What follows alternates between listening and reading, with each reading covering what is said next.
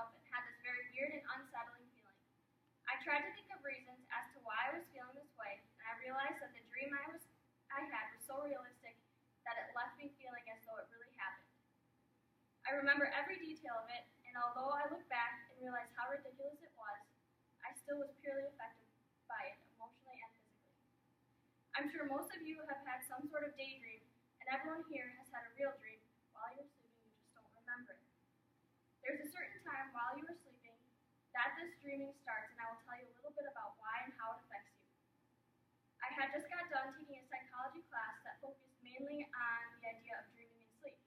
I decided to share with you today about what the knowledge I have learned and all the stuff that you guys might find interesting as well. The idea behind this is to inform all of you about the stages of sleep, why your body needs the rest, and different sleep disorders people can acquire. Now that I have briefly explained the main points, I'll start by going into the sleep cycle where all the magic happens. Have you ever been laying in bed and you start to slowly doze off, and out of nowhere you get the sensation that you are falling off a cliff? Your body convulses and you are awoken immediately with your partner staring at you with a puzzled look on their face. That, my friends, is the very beginning of the sleep cycle. So stage 1 of the sleep cycle is the alpha and theta stages. This means that the sleep is very light and the brain is still half awake. Alpha stage is when you feel the random body twitches, and the theta stage lasts up to 7 minutes, according to Diana Walcott, Director of Psych Central Institute. And the theta stage, you're actually sleeping, and you can't feel the twitches when it starts to occur. Stage 2 occurs when our eye movement decreases and our brain waves aren't as active with random alterations called sleep spindles. According to the American Sleep Association, which is a group of sleep scientists out of Pennsylvania, about 50% of our total sleep happens during this stage. Your body is getting ready for deep sleep. The third and fourth stages are called the delta stages. This is the deep sleep the body is going into.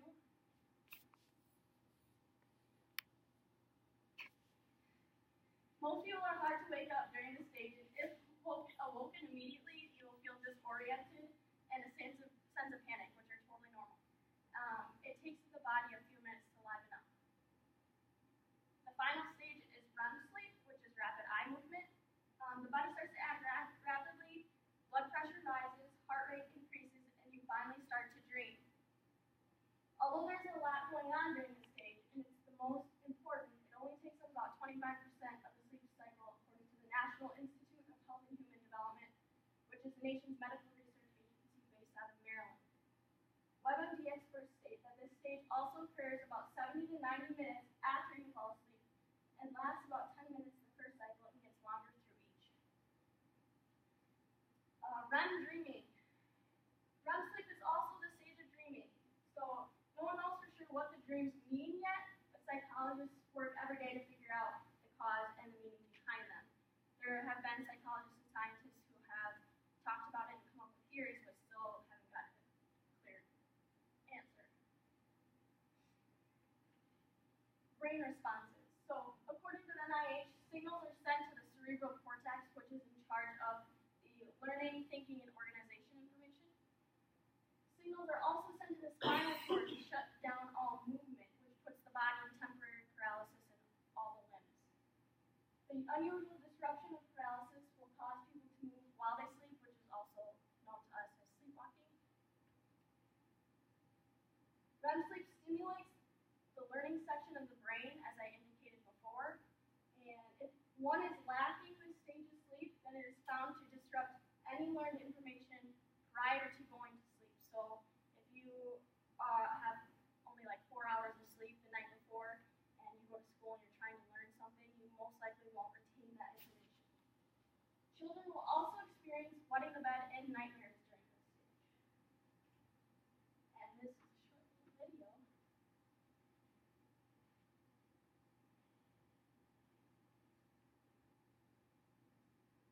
Someone is awake with their eyes open. You can even see brief spikes.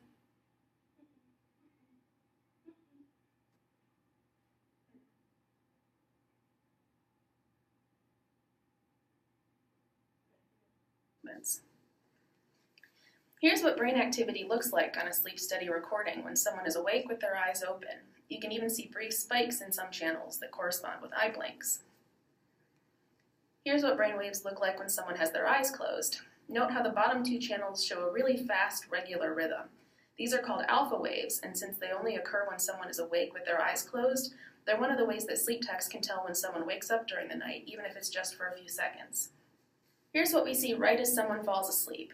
You can see those faster waves stop, and then brain waves start to get a little more spread out. So by reading someone's brain waves, we can tell almost the exact instant that they fall asleep. A few minutes after sleep onset, we start to see large spikes and short bursts of fast brain waves. These characterize stage 2 sleep. The average person spends about half of the night in this stage.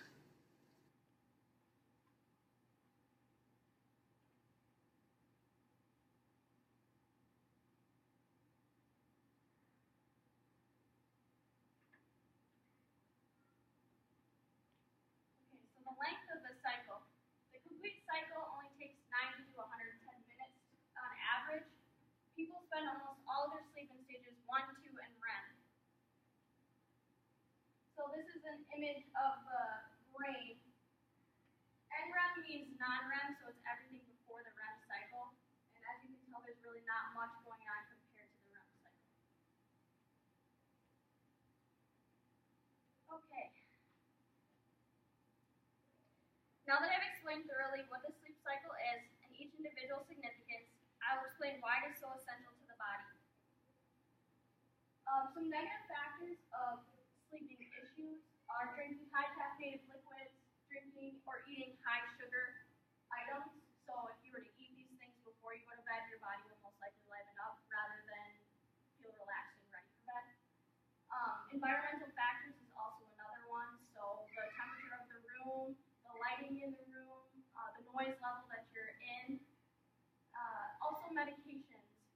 Antidepressants, diet pills, and decongestants can also cause a hard time sleeping, so it can cause like lack of sleep or more sleep than what you actually need, especially with diet pills. There can be caffeine in those diet pills. And then smokers also have a hard time sleeping at night because throughout the night they will only get about 4 hours of sleep because they're of the nicotine withdrawal that they experience. So how much sleep do you need? According to the ASA, the average human needs 7 to 8 hours of sleep every night. Infants need at least 16 hours, teenagers need 9. And some tips that the ASA gave is to have a comfortable bed to sleep in, peace and quiet, and pleasant sleeping conditions such as the temperature and lighting and all that stuff. Okay.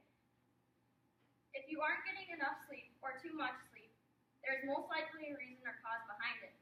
There are many sleep disorders that people have been diagnosed with as well, and I will talk about the most common in adults. The first one is sleep apnea. This is a disorder of interrupted breathing, usually caused by snoring, stated by the ASA. This usually occurs with age and the buildup of fat. Insomnia is the next one. Again, the ASA states that this is when people are not able to sleep and will stay up for long hours of the night and sometimes all night, and usually they will get maybe 2 hours of sleep, but they'll only stay in the first or second stages of sleep. They don't go through the full entire cycle.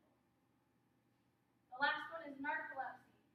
This is when a person has random sleep attacks. It will happen randomly throughout the day, last from 30 seconds to half an hour. This will occur even if the person has a full night's sleep. Hopefully you understand better what the sleep cycle is and the importance behind it. Your body relies on sleep to rejuvenate, and if you aren't able to go through the sleep cycle completely, it can lead to disorders and issues with health. Remember never to push your body to the limit and to always respect it because you only have one. Sleep is incredibly important in all aspects, and having a healthy living situation and diet can really help with the regular sleep cycle. With every sleep disorder, there is a way to fix it. So be aware and conscious of the things you consume and the environment you put yourself in. Every one of you needs rest. The amount of stress and work you put on your body needs to be refreshed with the amount of sleep you get. Love your body and it will love you back. Don't forget, every time you fall off that cliff, you are entering the world of dreams.